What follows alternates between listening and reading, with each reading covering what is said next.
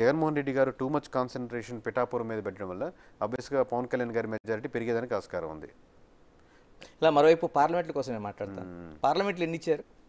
Parliament 25కి 25 స్థానాలు కంప్లీట్గా కూటమి గెలిచడానికి ఆస్కారం ఉంది సార్. మాకు స్టిల్ లాస్ట్ మూమెంట్కి వచ్చేసరికి ఫస్ట్లో 3 ఉండి ప్రీపోల్లో ఏంటంటే అరకు, కడప, మన కిరణ్ కుమార్ రెడ్డి గారిది రాజంపేట.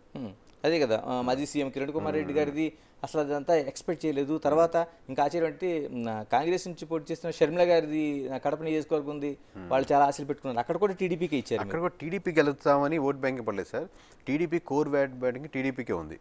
35% అలా ఉందనుకోండి మరి మీకు అర్థమైన భాషలో అలాగే ఉంది. కాకపోతే అక్కడ లోకల్గా అసెంబ్లీలకు ఓట్లు వేసిన వాళ్ళు, వైసీపీకి ఓట్లు వేసిన వాళ్ళు ఒక పార్లమెంట్కి వచ్చేసరికి కొంచెం డిఫరెన్షియేట్గా ఒక 10%, 15% అట్లా తగ్గుతున్నారు. అలాగే షర్మిల గారు వైఎస్ఆర్సీపీ నుంచి ఓట్ బ్యాంకింగ్ కొంచెం తీసుకుంటారు. అంటే మోస్ట్లీ ఇప్పుడు రాజశేఖర రెడ్డి బిడ్డగా వచ్చినప్పుడు రాజశేఖర రెడ్డి గారి ఓట్ బ్యాంకింగ్ ఎక్కువ పుల్ చేయడానికి ఆస్కారం ఉంటుంది. అట్ ది సేమ్ టైం అక్కడ ఇష్యూస్ ఉన్నప్పుడు వాళ్ళ బాబాయ్ గారు కూడా కనెక్టెడ్ అయింది వైఎస్ఆర్సీపీతో ఉన్నట్టు కదా, అది కాంగ్రెస్ ఓట్ బ్యాంకింగ్తో ఉంది కాబట్టి ఆబ్వియస్గా ఆయన నుంచి సానుభూతి పరులు ఎక్కువ వైఎస్ఆర్సీపీ ఓట్ బ్యాంకింగ్ పుల్ చేస్తారు. సో తను లాగుతున్నారు, వీళ్ళకి ఇస్తున్నారు. సో ఆబ్వియస్గా ఇక్కడ పర్సంటేజ్ పెరిగేదానికి ఎక్కువ ఆస్కారం ఉంది.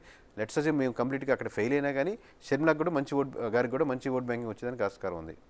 ఇలాగ పెరిగిన ఓటింగ్ కోసం చాలా వరకు చర్చించారు. ఎందుకంటే లాస్ట్ టైం 79.66%, 8% వరకు వస్తే ఇప్పుడు దాదాపు ఎన్నికల కమిషన్ 82 వరకు వెళ్ళిపోయింది. అది పెరిగిన ఓటింగ్ పైన చాలా చర్చలు జరిగినాయి.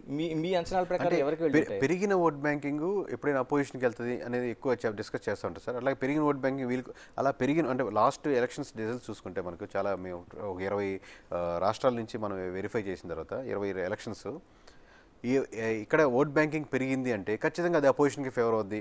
ఓట్ బ్యాంకింగ్ పెరిగిందంటే ఖచ్చితంగా అట్లా ఏం లేదు సార్, మిక్స్డ్గా ఉంది ఓవరాల్గా అనమాట. వీళ్ళకే ఫేవర్ అవుద్దని లేదు. బట్ ఆబ్వియస్గా ఇప్పుడు మేము దాని ఫ్యాక్టర్ని బట్టి ఇది గెలుస్తుందని చెప్పట్లేదు. బట్ ఇక్కడ ఇలా జరిగింది. ఇది ఎప్పటికీ స్టాండర్డ్ ఇదే కాదు. పెరిగింది ఓట్ బ్యాంకింగ్. చాలామంది ఆంధ్రప్రదేశ్కి తెలంగాణ నుంచి కానీ ఇరుపక్కల రాష్ట్రాల నుంచి లేకపోతే బయట దేశాల నుంచి కూడా బలంగా వచ్చారు. ఆ బలంగా వచ్చిన వాళ్ళు 70-80% ఎమోషనల్గా కూటమికి వేసేదానికి ఆస్కారం ఉంది. కూటమి ఫేవరెట్ కావచ్చు, లాస్ట్ టైం వైఎస్ఆర్సీపీకి వేసి కూటమికి వేసిన వాళ్ళు కావచ్చు, లాస్ట్ టైం ఎమోషనల్గా జనసేనతో అంత కనెక్టెడ్గా ఉండి ఇంత సోగా ఉన్న వాళ్ళు కూడా ఈసారి జనసేనకి పూర్తిగా వర్క్ చేయడం కావచ్చు, రకరకాలుగా.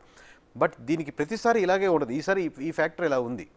బట్ పెరిగింది ఓట్ బ్యాంకింగ్ కాబట్టి అపోజిషన్ కానీ ప్రతిసారి ఉండదు. ఈసారి మటుకు ఇలా ఉంది. అంటే టోటల్గా ఇప్పుడు మనం చూస్తుంటే 151 స్థానాల్లో ఉన్న వైసీపీ 14 సీట్లకు పరిమితం అవుతుంది అనేది మీరు కన్ఫర్మ్ చేస్తున్నారు ఉన్నది. అంటే ఈ ఫ్యాక్టర్ని డైజెస్ట్ చేసుకునే అవకాశం ఉందా ఆ పార్టీ వరకు? సార్ ఎవరికైనా నాకు అది కష్టంగానే ఉంటుంది కదా సార్. మీరు కష్టపడి ఎగ్జామ్స్ రాసి మీకు జస్ట్ ఫెయిల్ అయిపోయిన ఫీలింగ్లో ఉంటుంది సార్. 30% అంటే అంత తక్కువ అయిపోద్ది కదా. సో అంత స్ట్రాంగ్గా ఉన్నప్పుడు డైజెస్ట్ చేసుకునే విధానం ఎవరికి ఉండదు. ఒక సినిమా ఫ్లాప్ అయితేనే మనం చాలా ఇబ్బంది పడతాం, లేకపోతే ఒక షో మనకు రీచ్ కాకపోతేనే ఇబ్బంది పడతాం. అటువంటిది ఇంత కష్టపడి ఇంత ప్రయాణం చేసి అన్డైజెస్టబుల్గానే ఉంటుంది. But it will take some time to digest. చెప్పండి, ఇప్పుడు 2019లోనే మీరు ఇచ్చినప్పుడు రిజల్ట్ వైసీపీకి అని ఖరాఖండిగా తేల్చి